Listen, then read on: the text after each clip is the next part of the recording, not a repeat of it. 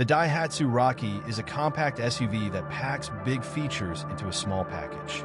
With its sharp design, bold grille, and elevated stance, it stands out on any road. Inside, the cabin offers modern tech, versatile space, and advanced safety features, making it a practical yet stylish choice.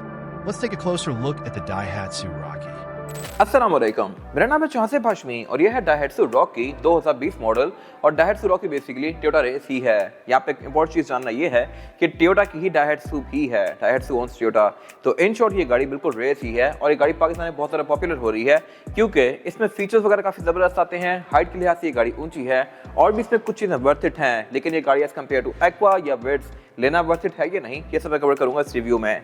फिलहाल अगर बात कीजिए इस गाड़ी की price की तो इसकी आस्किंग 63 लाख है, 63 लाख, और ये गाड़ी साइकिल मोटरस्पोर्ट के पास अवेलेबल है। अगर आपने इसके बारे में कोई इन्फॉर्मेशन लेनी है तो आप दिए गए नंबर पे कॉल कर सकते हैं या फिर आप साइकिल मोटरस्पोर्ट को विजिट कर सकते हैं जो कि रावलपिंडी में DH2 के गेट 1 के अपोजिट लोकेटेड है। हमारी एक और ब्रांच भी है जो कि रावलपिंडी में मरी रोड पर लोकेटेड है। खैर, overall it's a good hatchback car and today I am going to review it.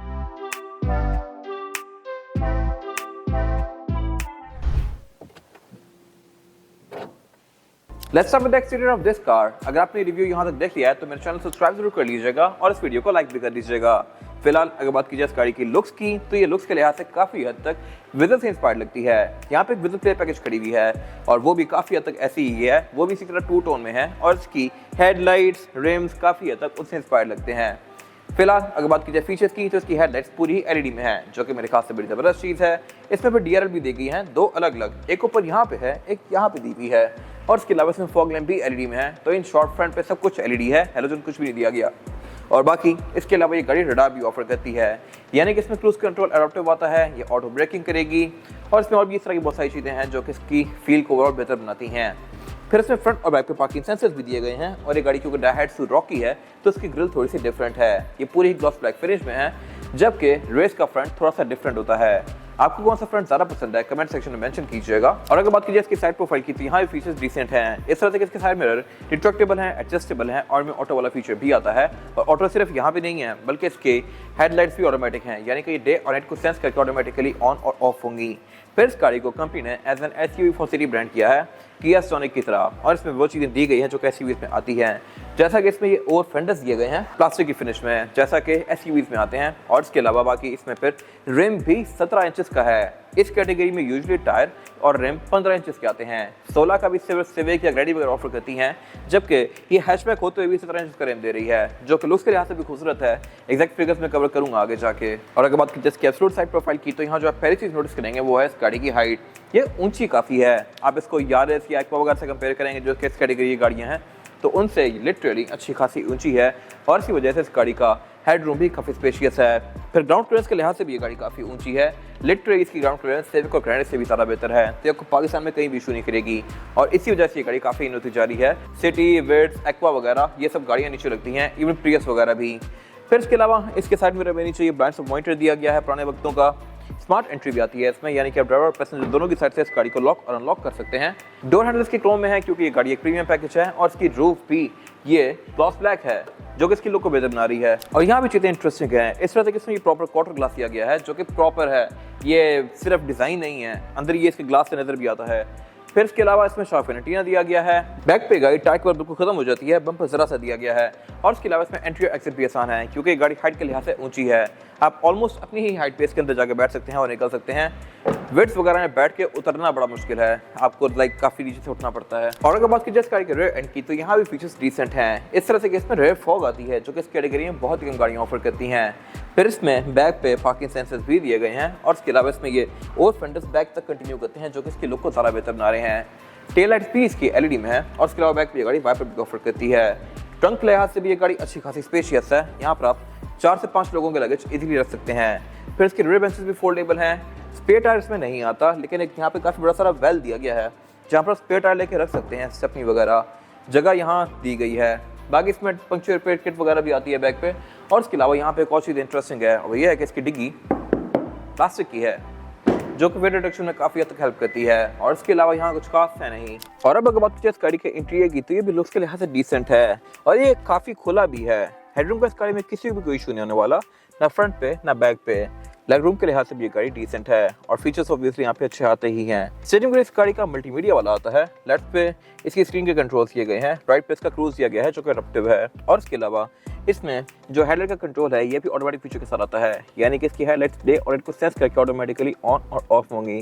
फिर फॉग का कंट्रोल भी इसी के ऊपर ही दिया गया है, लेकिन इसकी रेयर फॉग का बटन अलग से दिया गया है, जो कि मेरे ख्याल से अगर यहीं पर तो बेहतर था, बट ये यहाँ पे इसलिए नहीं दिया गया क्योंकि हर गाड़ी में फीचर नहीं आता होगा। इसकी छोटे ट्रिम्स में रेयर फॉग नहीं होगी। बाकी इसके अलावा वाइपर्स में नॉर्मल से हैं। और अगर बात कीजिए मीटर की, तो मीटर भी इसका पूरी ही स्क्रीन है, टोयोटा की मोस्टली कार्स की तरह।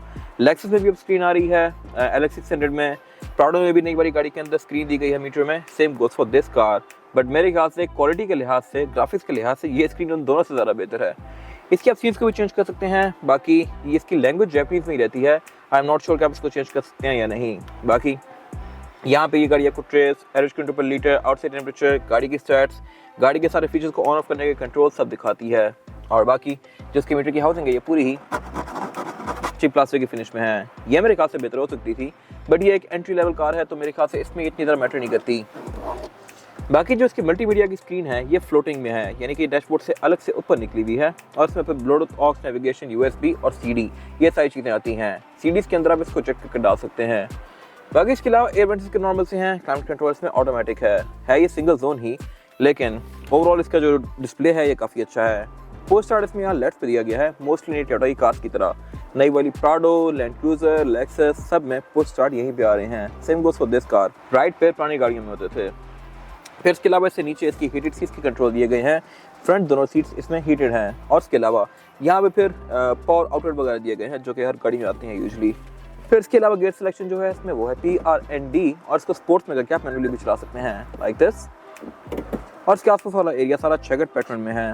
हैंड ब्रेक इसमें ट्रेडिशनल है, साथ इसके फोन होल्डर दिया गया है, और इसका सेंटर कंसोल जो है ये भी स्पेस के लिहाज से डिसेंट है। फिर सीट्स इसमें पूरी ही फैब्रिक की फिनिश में है, लेकिन इनमें ये एक पैटर्न दिया गया है जो कि आपको ग्रिप करता है, और इसके अलावा इसके साइड पे रेड कलर की पाइपिंग दी गई है जो कि इसकी लुक्स को और बेहतर बना रही है। फिर इसके अलावा यही रेड पाइपिंग इसके डोर्स में भी कंटिन्यू की गई हैं, डैशबोर्ड में भी, कंसोल में भी, एयर वेंट्स के आसपास हर जगह ये रेड पाइपिंग कंटिन्यू कर रही है। और बाकी इसकी जो विंडोज़ हैं ये सिर्फ ड्राइवर की सिंगल टैप वाली है, बाकी सारी विंडोज़ हैं तो ऑटोमेटिक, लेकिन आप इनको सिंगल टैप से फुली रोल डाउन या रोल अप नहीं कर सकते। साइड मिरर ऑटो रिट्रैक्टेबल हैं, और इसके अलावा यहाँ पे कुछ और फीचर्स दिए गए हैं जैसे कि ट्रैक्शन कंट्रोल, रडार का, इको आइडलिंग का, पार्किंग सेंसर्स का, और इसके अलावा वैनिटी मिरर ड्राइवर और पैसेंजर दोनों के लिए दिए गए हैं। सेंटर में फिर यहाँ पे सब कुछ बिल्कुल बेसिक सा है, और इसके अलावा एयर बैग भी गाड़ी टोटल 8 ऑफर करती है। और अब अगर बात की जाए इस गाड़ी में रेयर पैसेंजर्स के लिए सीटिंग कैपेसिटी की, तो ये बैग पे डिसेंट है। लेगरूम का मेरे पास कोई खास इशू नहीं है, लेकिन फ्रंट सीट मैक्सिमम पीछे है। अगर मैं इसको नॉर्मल पोस्टर पे करूँगा तो फिर यहाँ पे लेगरूम बन जाएगा। हेडरूम का भी इसमें कोई खास इशू नहीं है, और इसके अलावा बैक पे इस गाड़ी में 2 ही लोग कंफर्टेबली बैठ सकते हैं। 3 लोग आना चाहें तो वो आ जाएंगे, लेकिन फिर ज़्यादा कंफर्टेबल नहीं होंगे। हेडरेस्ट में 3 दिए गए हैं, सीट 60-40 के स्प्लिट के साथ हैं। फिर यहाँ सीट बेल्ट दी गई हैं, आसपास इसके पोर्ट्स हैं, बैक पे एयर बैग्स भी आते हैं। इसके बाद अगर बात की जाए इसके इंजन की, तो इंजन में 2 ऑफर होते हैं, 1000 सीसी टर्बोचार्ज और 1.2 हाइब्रिड। ये दोनों ही इंजन 3 सिलेंडर होते हैं, और इसकी वजह से इस गाड़ी में वाइब्रेशन काफ़ी होती है। अगर आप विड्थ देखें, यारिस देखें जो रिपोर्टेड आती है, ये गाड़ी इनमें इंजन काफ़ी छोटे छोटे होते हैं, और आइडल खड़े हुए ये गाड़ी काफ़ी ज़्यादा हिलती है। Same goes for this car. इसमें वाइब्रेशन कंपैरेटिवली कम है, बट है, और इसकी आवाज़ भी थोड़ी ज़्यादा है अगर आप बोनट खोलेंगे तो। इसका 1.2 इंजन काफ़ी ज़्यादा स्मूथ होता है, और परफॉर्मेंस के लिहाज से ये दोनों इंजन बहुत ज़बरदस्त हैं। ये गाड़ी 97 हॉर्स पावर प्रोड्यूस करती है, जो कि सफिशिएंट है बॉडी साइज़ के लिहाज से, और ये गाड़ी आराम से 13 सीसी गाड़ियों के साथ कम्पीट कर सकती है, क्योंकि साइज़ के लिहाज से ये छोटी है और हॉर्स पावर के लिहाज से उनके बराबर है। फिर इसके अलावा इसमें ट्रांसमिशन CVT ही आती है, हाइब्रिड कार में ECVT आती है, और इसके अलावा इसके इंजन बे के अंदर काफ़ी सारी जगह दी गई है, और इंजन भी इसमें छोटा सा है, लेकिन जो इसका हाइब्रिड इंजन होता है उसके अकोमोडेट करने के लिए यहाँ पर जगह काफ़ी ज़्यादा रखी गई है। वो इंजन कंपैरेटिवली से काफ़ी बड़ा है। फिर इसमें इंसुलेशन बोनट के अंदर दी गई है, लेकिन बाकी जो इंजन पे है ये काफ़ी हद तक एक्सपोज ही है। मुझे यहीं से खड़े होकर वहाँ के फेंडर्स, बम्पर, शील्ड सब नज़र आ रहा है, जो कि अगर कवर्ड होता तो मेरे ख्याल से बहुत बेहतर था। बाकी एवरेज गाड़ी आपको तकरीबन 15-16 के आराम से देगी, जो कि अच्छी है इस कैटेगरी के लिहाज से। और इसके अलावा इसमें फिर ABS, traction control, drive mode, ये सब चीज़ें आती हैं जो कि इसकी राइड को बेहतर बनाती हैं। और अब अगर बात कीजिए इस गाड़ी के टायर साइज़ की, और टायर साइज़ जो होता है रेस और इस गाड़ी में ये है 195, 60 और 17 इंचेस का रिम है इस गाड़ी में। हालांकि इस साइज़ की लिहाज से काफ़ी छोटी सी है। ये रिम है डुअल कॉम्बिनेशन में एल्यूमिनियम और ग्लॉस ब्लैक के, और ऐसा ही रिम काफ़ी हद तक रेस में भी आता है, लेकिन जिसका डिज़ाइन थोड़ा सा डिफरेंट होता है। टायर्स गाड़ी में ब्रिजस्टोन इकोपिया है, जो कि कंडीशन के लिहाज से भी ठीक है। ये आपको 20-25 किलोमीटर और एक एक्स्ट्रा प्रोवाइड करेगा। फिर इसके अलावा इसमें फ्रंट पे डिस्क ब्रेक आती है, बैक पे ड्रम ब्रेक्स आती हैं। ये था आज का रिव्यू। अगर आपको ये रिव्यू पसंद आया है तो उसको लाइक कीजिए, मेरे चैनल को सब्सक्राइब कीजिए, और अगर आपके पास इस गाड़ी से रिलेटेड कोई भी राय है तो उसको कमेंट सेक्शन में शेयर जरूर कीजिएगा, ताकि वो लोग जो ये गाड़ी लेने वाले हैं वो आपकी राय से फायदा उठा सकें। अपना ख्याल रखिएगा। Thank you.